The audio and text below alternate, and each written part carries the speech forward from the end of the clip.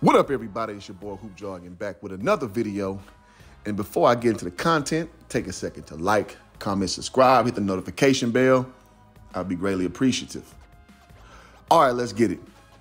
And guys, you know, there's an old saying that says the same thing that'll build you up is the same thing that'll tear you down. And right now, Coach Anthony Hardaway is learning that the hard way. No pun intended. Right now, his Memphis University Tigers are at 9-8. Just dropped a game from SMU. Not quite delivering on the goods of such a high ballyhooed recruiting class. But you know what? I'll let Coach Hardaway tell you himself, and I'll be right back. This media gets kind of up sometimes when it comes to me. We don't have our full roster. Y'all know we don't have our full roster. Stop asking me stupid questions about if I feel like I can do something. If I had my roster like they did, then I feel like I can do whatever I want to do. I'm coaching really hard. My boys are playing really hard. I'm not embarrassed about nothing. We have 4 freshmen starting. Y'all need to act like it. Act like we got 17, 18, and 19-year-olds out here trying to learn how to play against 22, 23, and 24-year-old guys. Come on, man. Stop disrespecting me, bro. Like, don't do that. I work too hard. I work way too hard for that. Now, Coach Hardaway touched on a few interesting comments in his blurb, as it were, kind of getting on the media. And I've, worked the media before, and I know it can get a little annoying, some of the questions that they ask. Look no further than Bill Belichick or Greg Popovich, who they seem to have fun with kind of getting upset at the media members. So I understand the frustration just from a flat out just sometimes you're probably getting comments that you don't even want to hear because they're so ridiculous. Now, I will say, I give Penny Hardaway a lot of credit because not only was he my favorite player growing up, before, this guy named Kobe Bryant came along, he was going to be pretty much as the new Jordan. He hurt himself. He came back and became a very serviceable player. So I know he knows about hard work. So sometimes when you watch stories like this, you got to understand the person. And I think, again, from being a fan of his for so long, I wouldn't count him out as being a hard worker.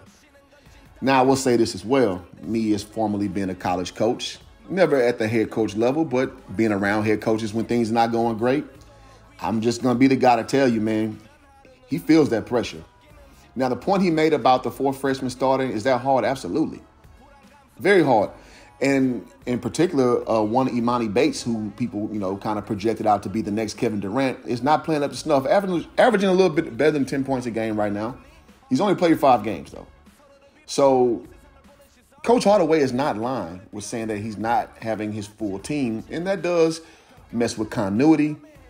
Now, this team called the Fab Five with the freshmen,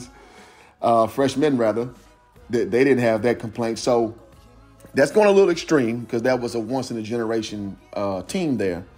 So Coach Hardaway is not lying and saying such a young roster is kind of hard to get up to speed when they're playing against guys older, more experienced. It's true. It's really true. Even in a conference like the AAC now, even though some of the losses came to some SEC teams, they also lost to UCF, which is about to flip over to Big 12 next year. I get it. But it's not a great conference. Again, losing to SMU, that's a winnable game.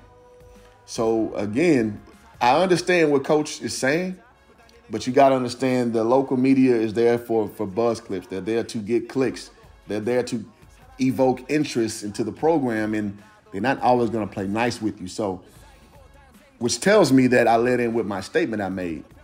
It tells me that maybe he thought those handshakes were a little bit more genuine than they were because Coach Tubby Smith had the Tigers looking good. Penny Hardaway comes in as the new shiny toy as a coach, and he's having his coaching pains. I mean, we've seen Bobby Knight do this.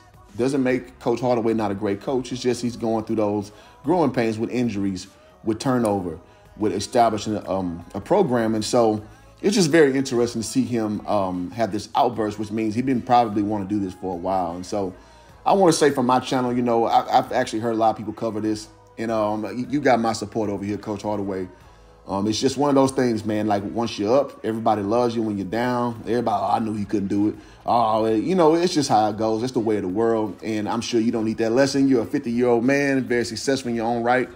But from the side, from the sidelines, me watching, just very interesting to see how the same people who love you will flip on you.